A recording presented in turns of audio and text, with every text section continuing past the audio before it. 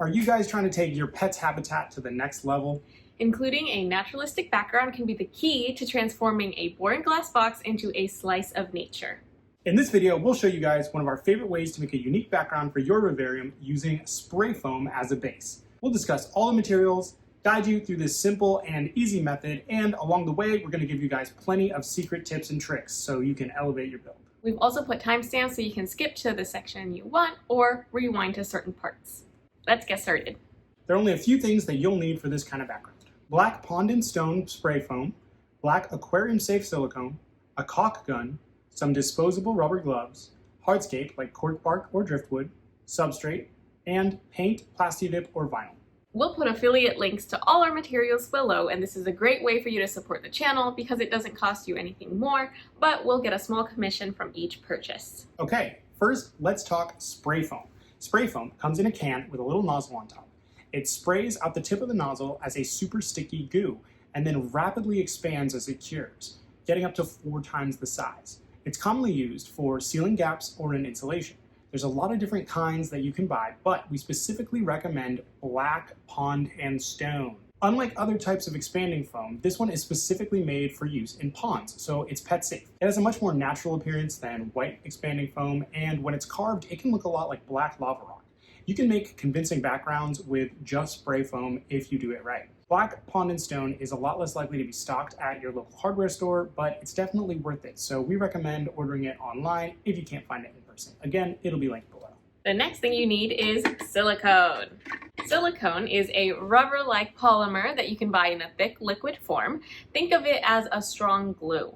Once cured, it sets as a hard yet flexible waterproof material. In pretty much any glass fish tank or vivarium that you buy, the glass panels have been sealed together with silicone. Because of this, there's a lot of different aquarium-safe silicones that you can get, the most common of which is clear. Like the spray foam, we actually recommend using black aquarium-safe silicone over clear. It's less shiny and reflective, and it goes better with the black spray foam, and it looks clean and professional when dried. It's really important to get aquarium-safe silicone rather than other versions because they can take forever to cure, and they can be leaking toxic chemicals into your vivarium. Hardscape is where you have the most freedom and artistry with this method, so you guys can go nuts. You can use anything from lava rock or dragonstone to ghost wood or cork bark.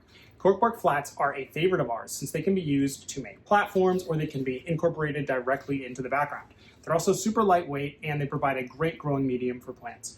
You can also use cork panels. We even make entire backgrounds out of cork panels, and that is a method that we're going to get into in its own dedicated video.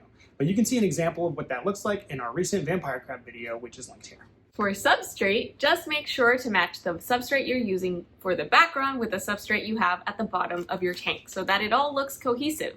And make sure you fully dry it out before starting your build, or you might have some issues with curing the silicone. The black paint or vinyl is for covering the outside of the tank and making sure that there isn't any random light streaming through and making your background look fake. You can use whichever option you like best, and we're going to go into some of the pros and cons of all of them in a little bit. Okay, that's it for the materials. Let's get into the process.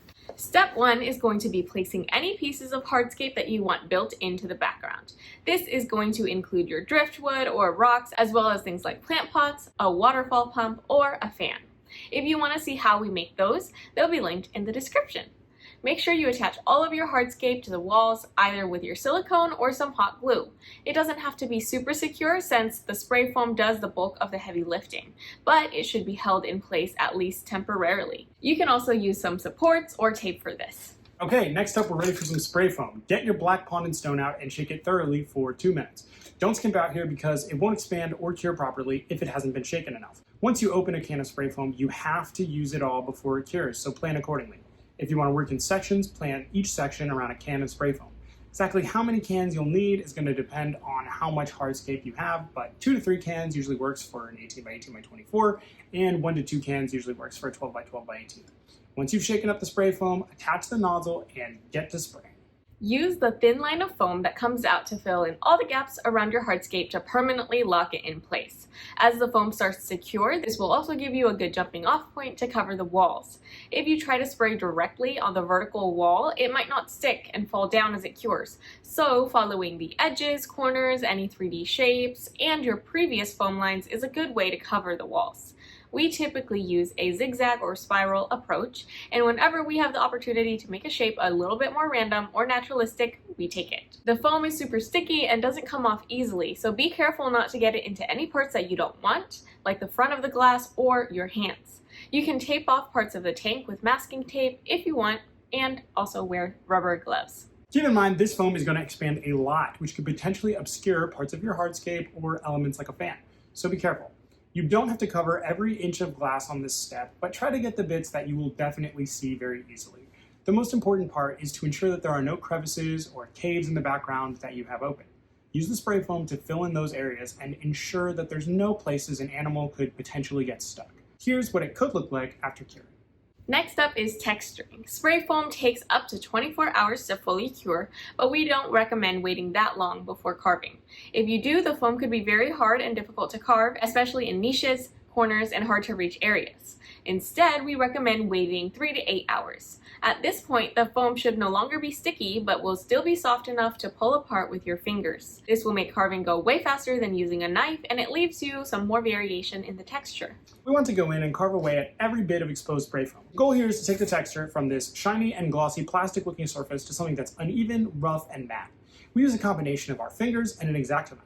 If you just use the knife or a tool like a hot wire cutter, it can leave you with very flat sections of foam instead of this natural rocky texture that we want. Really do your best to carve away all the foam here, because silicone does not stick nearly as well to the shiny cured surface. Pro tip, you can save some of the bits that you cut or peel off and then shove them in any gaps that you might have along the background. With that done, the tank will usually be looking pretty good, aside from any spots along the glass that your spray foam hasn't covered. This could be in the very back or along the sides, right where the walls meet the front. In these places, light from outside the tank can still get through. So, to solve this problem, we like to black the outside of the tank out. We cannot overstate how much this does to make your tank look good, and there are so many people who skip this step. This will take the shadows in your tank from just kind of dark to pitch black. This adds so much depth and mystery and makes all the spots that you can see look so much better. Black paint is probably the easiest and cheapest option for this. You can use a spray can to avoid brush strokes and do 2 to 3 coats with 30 minutes to dry in between. If you want the option to remove it later, we recommend using Plasti-Dip, which is a sprayable plastic. Unlike spray paint, you can peel it off if you ever need to. Similarly, you can apply black vinyl or a window tint. This will also eliminate the risk of paint or Plasti-Dip splatter on other parts of the glass. Okay, so we're almost done.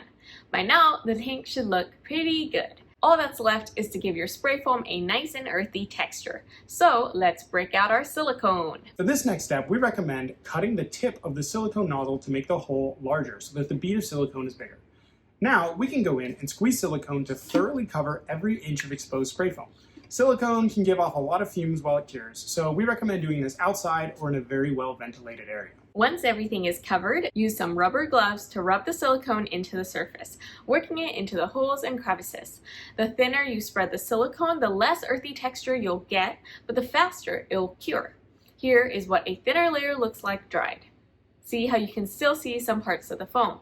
And then here is a thick layer. You can decide which version you prefer. If you do use thin layers and or work in a big tank, it might be best to do the silicone in sections so that it remains sticky enough for the next step. The next step is to take some of our dry substrate mix and put it on all the wet silicone. As it cures, this is going to create earthen walls. Typically, we use a mix of aqua soil, cocoa fiber, and finely chopped sphagnum moss for our substrate. This gives your walls some nutrients as well as a bit of moss to hold on to moisture. These combined make a great growing medium. You can also just use pure cocoa fiber for a very even dirt texture. This or sand will look great in an arid tank. We've also used pre-mixed soils like Repti-Soil to great success. With everything covered in substrate, we can let the tank cure. It will smell strongly of silicone for a while, and depending on how thick of a layer we did, it might take anywhere from a day to a few weeks to fully cure and for the smell to dissipate. Don't add your animals until the smell is completely gone, since it could be toxic. So after 24 or 48 hours, you can actually speed up the process by hosing it down or spraying it with water. Add some plants of your choice, and you're all done. And voila, you now have a beautiful, custom, one-of-a-kind, naturalistic background. Let us know what you think of this method or if you've done it yourself. If this video was helpful, leave a like and subscribe for more types of vivarium backgrounds and to see our vivarium builds. And feel free to send us your vivarium backgrounds on Instagram at Tangled Earth Vivariums. Have any questions? Leave them down below in the comments. As always, if you're in the Bay Area and want to commission a tank for your pet or a display for your home or office, send us an email. It'll be down below. That's all for today, guys, and thank you so much for watching and supporting the channel, and we will see you in the next one. Bye. Bye.